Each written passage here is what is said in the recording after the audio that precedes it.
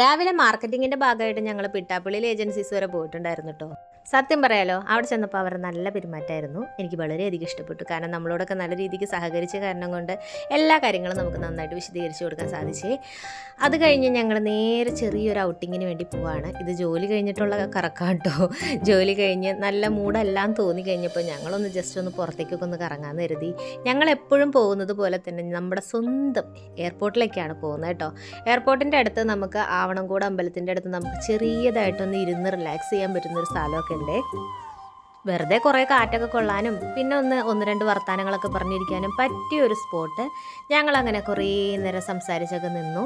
നല്ല ആകാശവും നല്ല ഇരുണ്ട് മൂടി കിട്ടിയൊരു കാലാവസ്ഥയും ഒരു പ്രത്യേകതരം വൈബായിരുന്നു കേട്ടോ.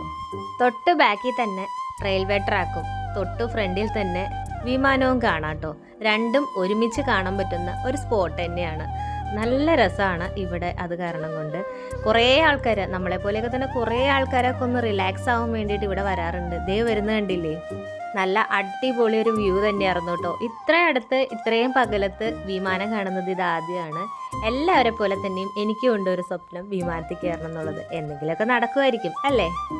സൗദി അറേബ്യയുടെ വിമാനമാണെന്നുള്ളത് അടുത്ത് വന്നപ്പോൾ ഏട്ടാ മനസ്സിലായത്. നല്ല രസമുണ്ടായിരുന്നു കാണാനായിട്ട്. അങ്ങനെ നല്ല കാഴ്ചകളും വിശേഷങ്ങളൊക്കെ ആയിട്ട് ഇന്നത്തെ ഒരു ദിവസം അവസാനിക്കുകയാണ്. അപ്പോൾ ചാനൽ ഇഷ്ടപ്പെട്ടാൽ ഞാൻ സപ്പോർട്ട് ചെയ്യണം.